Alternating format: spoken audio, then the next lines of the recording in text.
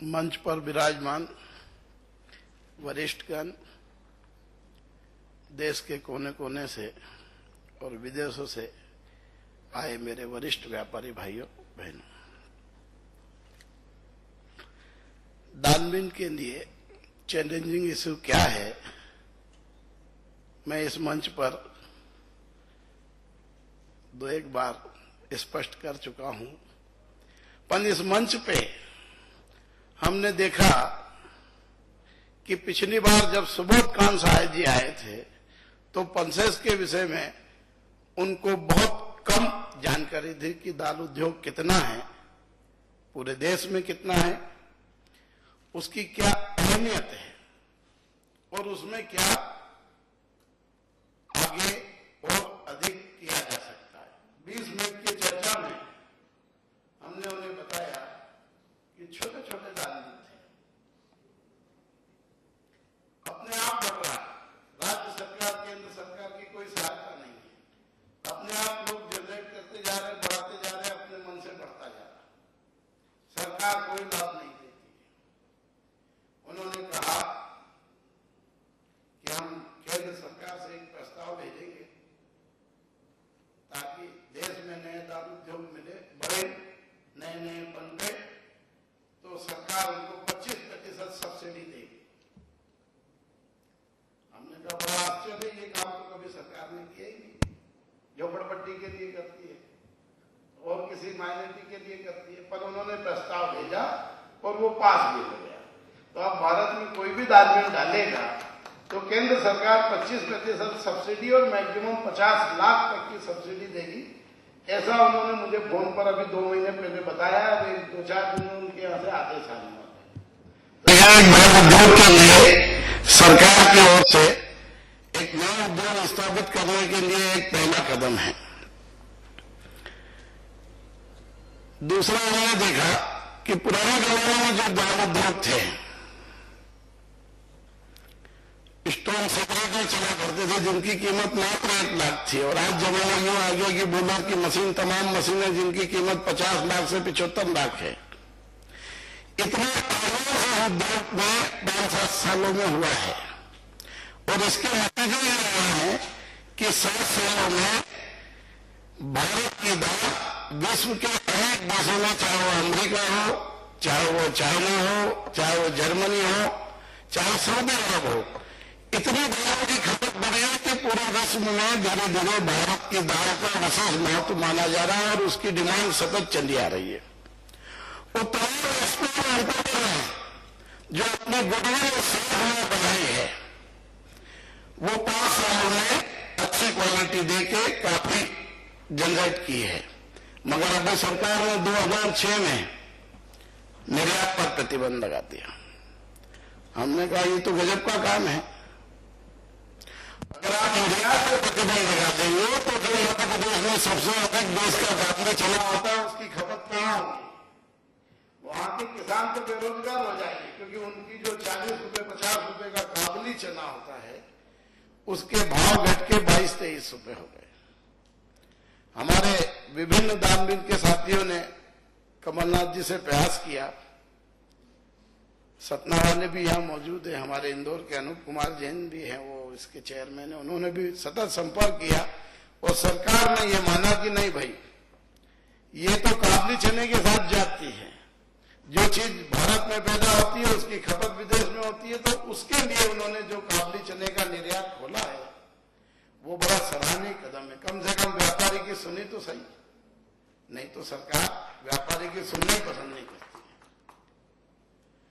अब आज हम देख रहे हैं कि बहुत एमटीटीसी, नेफेड, ट्राइफेड, सहकारी संस्थाओं को उन्होंने कहा आप तो विदेशों से आयात करिए, आपको नुकसान होगा तो हम 15% देंगे। ऐसा क्यों? अगर 15% देना है तो व्यापारियों को भी दे। जैसे ही सरकार ने घोषणा की, बर्मा में, चाइना में जगह जगह मार्केट अप हो गया। उसका लाभ मध्य प्रदेश को नहीं मिला, भारत को नहीं मिला, क्योंकि उन देशों ने अपने रेट बढ़ा दिए। कुछ रेट बढ़ा दिए, कुछ ये अधिकारी खा जाएंगे, तो जनता का कोई बेनिफिट उसमें होना नहीं है। क्योंकि जो भी, मैं ये नहीं कहता, मैं खुला कहता बढ़ाना और उसमें मेरे 20 रुपए बढ़ा देना। ये हम पिछले 15-20 साल से देखते चले आ रहे हैं, पर अब मंच पे नहीं कहना चाहिए, मगर छिपा हुआ भी नहीं आप में से किसी से, तो उसका लाभ भी भारत की जनता को नहीं मिलेगा। अभी हम देख रहे हैं कि दान उद्योग का सबसे बड़ा चैलेंजिंग उसी जो फिजिकल मार्केट में, जो मैंने 2 बार कहा, एनसीडीएस। अभी 2 दिन पहले शुक्रवार को भूकंप आया मध्य प्रदेश हिंदुस्तान में, 40 रुपए चना डाउन हो गया, पता नहीं क्या बात हुई। शनिवार को वापस देश की धरती सही रही, 42 रुपए चना पड़ गया।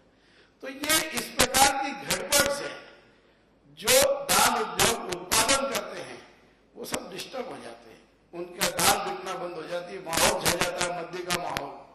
शुक्रवार को पूरे देश में कि चना गया 2100 हो गया, शनिवार को ये हो गया कि भाई 2240 हो गया, अब तो ये 2300। 24 घंटे में उसका वातावरण इस प्रकार कर देते हैं जिससे आदमी अपना उत्पादन प्रभावित कर पाता है। रात पानी उसका कारखाना चल रहा तो कह देता रहने दो भाई, आज मत दिया, आज तो एक सेफ्टी चला। तो ये भी एक बड़ी चुनौती है। दिल्ली में चना 2300, इंदौर में चना 2325 और सट्टे बाजार में चना 2225, 100 रुपए डाउन।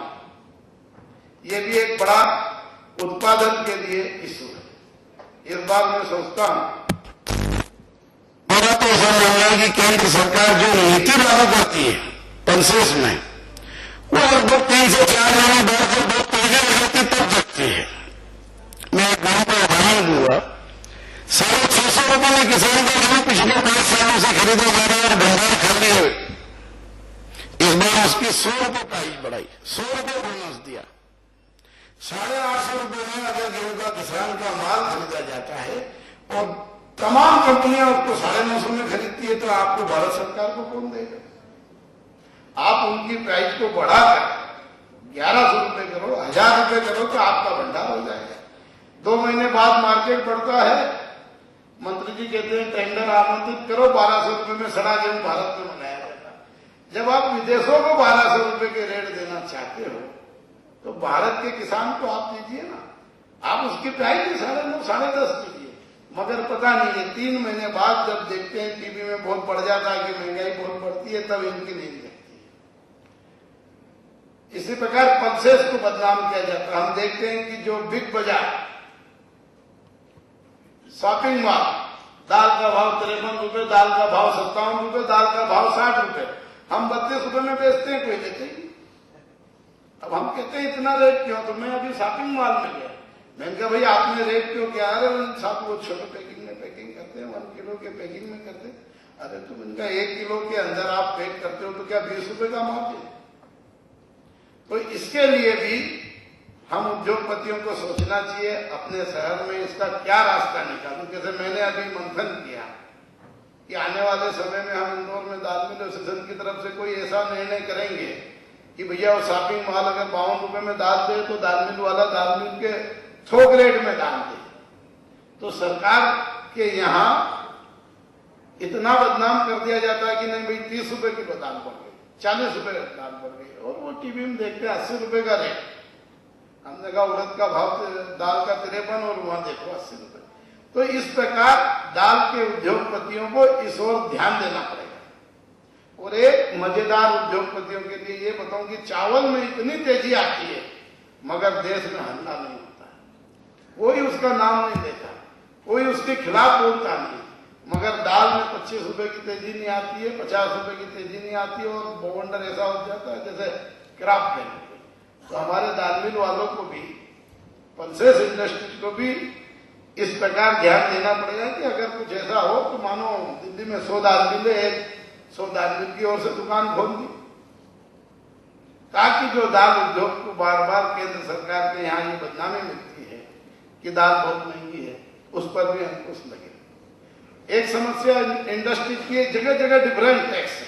हमने देखा राजस्थान में वेट है, हमारे यहाँ भी लगने जा रहा था, हमने एमपी में प्रयास किया, काफी समझाया, मान गए, नहीं लगा।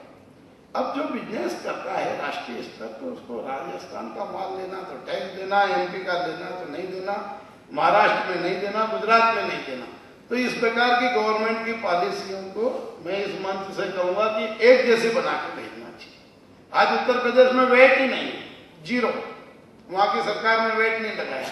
जयललिता तमिलनाडु की सीएम, उन्होंने भी वेट नहीं लगाया। तो डिफरेंट पॉलिसियां हैं। एग्रीवाच ने मुझे यहां आमंत्रित किया, आप लोगों के साथ, आप सबको बहुत बहुत धन्यवाद। जय हिंद।